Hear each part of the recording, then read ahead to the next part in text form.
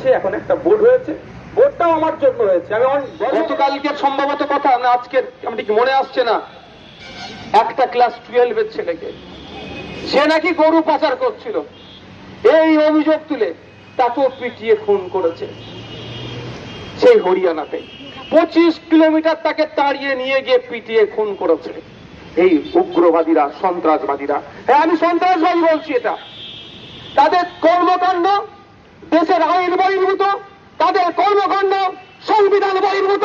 কারণ সংবিধান যেখানে মানুষের খাদ্যাভ্যাসের স্বাধীনতা দিয়েছে, ধর্মাচরণের স্বাধীনতা দিয়েছে, কে কি খাবে সেটা তার নিজস্ব রাজ্য করেছে, এই অধিকারের উপর যে হস্তক্ষেপ করবে, এই অধিকারের উপর যে কলম চালানোর চেষ্টা করবে, তাকে আমরা আর কি মনে করবো বলেন?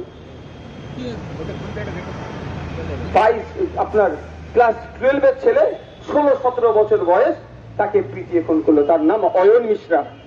আমরা এই আজকে অবস্থান বিক্ষোভ থেকে হরিয়ানার অপদার্থ বর্বর বিজেপি সরকারকে ধিক্কার নিন্দা জানাচ্ছি।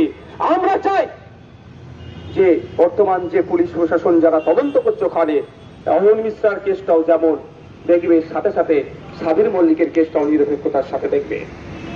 বন্ধুরা, আমি জায়গায় দাঁড়িয়ে বলছি, অনেক মিষ্টি মিষ্টি কথা বলবে রাজ্য সরকারের পক্ষ থেকে, অনেক কথা বলছেন। আপনারা কি জানেন এখনো পর্যন্ত পোস্টমর্টম রিপোর্টটা কি হলো?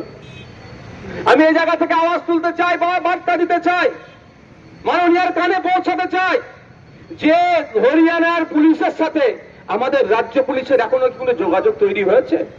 যদি হয়ে থাকে, একের পর এক ডিসি সেন্ট্রাল যেভাবে আর্যিকর কাণ্ড নিয়ে ধামাচাপা দেওয়ার জন্য, আমি ধামাচাপা বলছি, লাল জামা পরে ডক্টররা বলছেন উনি পিজিডি ডক্টর, আর উনি নাকি ফিঙ্গারপ্রিন্ট এক্সপার্ট বলে ডিসি সেন্টার চালিয়ে দিচ্ছেন।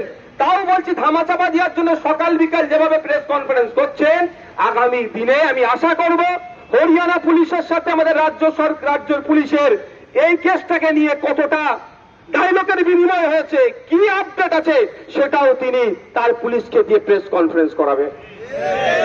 এবং সাথে সাথে পোস্টমর্টম রিপোর্টে কি এসেছে না এসেছে সেটাও আমরা জনমানুষে নিয়ে আসবে আমার রাজ্যের পুলিশ, হরিয়ানা পুলিশ থেকে কাছ থেকে নিয়ে। এটা আশা করতে পারি তো নাকি ভাই?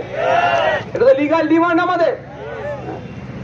শুধু যাচ্ছে, এখন একটা বোর্ড হয়েছে, বোর্ডটাও আমার জন্য হয়েছে। আমি গর্ব করে বলছি, ভাঙড়ের মানুষকে ধন্যবাদ জানিয়ে বলছি, ভাঙড়ের মানুষ নির্বাচিত করে আমাকে বিধানসভায় পাঠিয়েছিল। আমি পরিযায়ী শ্রমিকদের দুর্দশার কথা ভেবে বলেছিলাম এই বোর্ড গঠন করতে, যেখানে সুবিধা অসুবিধা হবে বোর্ডের সাথে যোগাযোগ করবে।